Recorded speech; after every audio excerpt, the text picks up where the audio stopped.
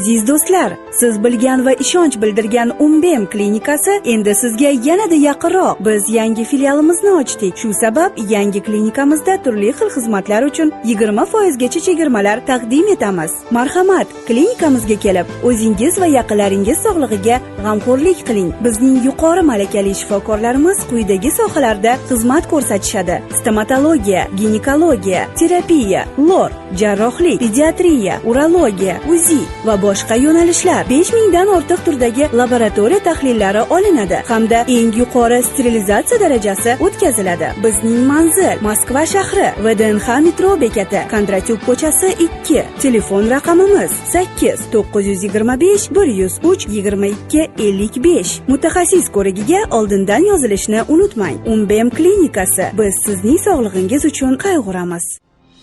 Ukrainaliklarning 90% hozir saylov o'tkazilishga qarshi.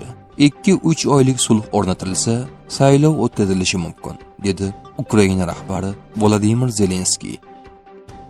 Biz Erondagi radikal diniy yetakchilar bilan ish olib boryapmiz, dedi Marko Rubio.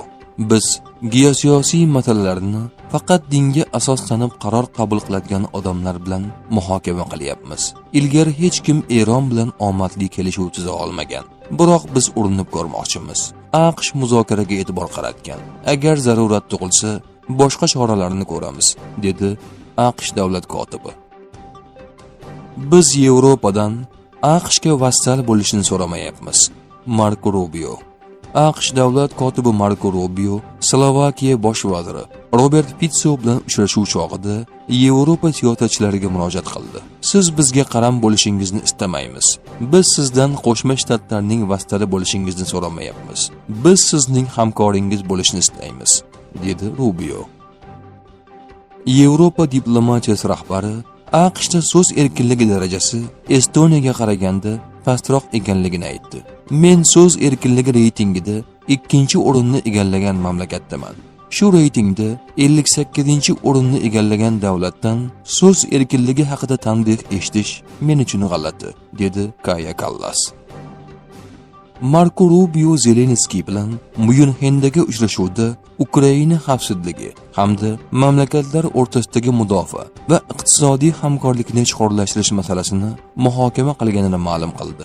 Volodimir Zelenskiy bilan Ukraina xavfsizlik va mudofaasi hamda iqtisodiy hamkorlikni chuqurlashtirish masalasi bo'yicha uchrashuv o'tkazdik.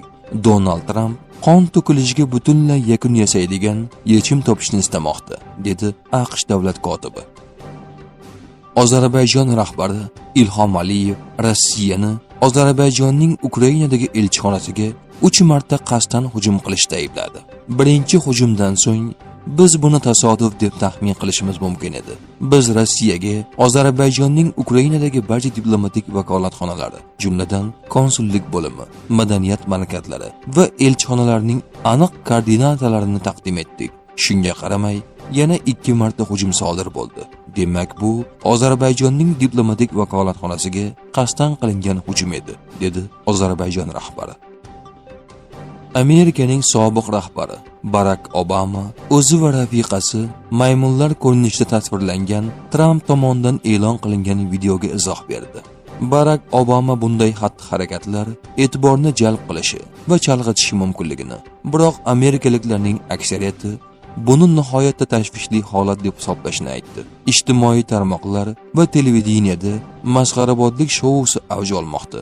Haqiqat shundaki, ilgari muayyan odob-axloq qoidalariga egallab turgan lavozimga hurmat ko'rsatish zarur deb hisoblaganlar ham bunday uyat hissini sezmayotganga o'xshaydi, dedi Amerikaning sobiq rahbari. Obama shuningdek, AQSh fuqarolarining aksariyati buni ma'qullamasligini ta'kidladi. Zelenskiy Ukraina armiyasi oldiga har oy kamida 50,000 nafar rossiyalik harbiyni yo'q qilish vazifasini qo'yganini ma'lum qildi. Uning ta'kidlashicha, bu ko'rsatkich zamonaviy Rossiya qurolli kuchlarining yirik harbiy korpusi yoki kichik umum qo'shin armiyasi soniga teng. Armiyamizning vazifasi aniq: imkon qadar ko'proq rossiyalik bosqinchilarni yo'q qilish. Maqsad ham oyiga kamida 50,000 kishi. Ishonchim komilki, hatto Rossiya uchun ham bu juda jiddiy bo'ladi, dedi Zelenskiy. Ukraina mojarosi Rossiyani zaiflashtiradi deb da'vo qilish g'irt bema'nilik, dedi Robert Pitso. Ukraina rahbari Vladimir Zelenskiy Ozarbayjon rahbari Ilhom Aliyev bilan uchrashdi. Ikki davlat rahbarlari ingliz tilida suhbatlashgan.